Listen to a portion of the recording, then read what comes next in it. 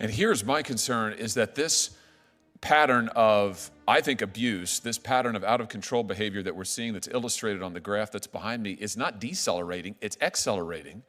And now we're seeing it not just with injunctive relief, we're seeing it in other orders, other procedural forms that are deliberately designed to insulate the judges, the district courts, from appellate review. Temporary restraining orders. You mentioned this, Mr. Panuccio. All of a sudden, we've seen a huge uptick in just the last few weeks in district courts issuing what looks a heck of a lot like a nationwide non-party injunction, but it's styled as a temporary restraining order. Now, Mr. Panuccio, if I were a judge who wanted to insulate myself from review, why might I choose the temporary restraining order vehicle to do it? Why is this happening?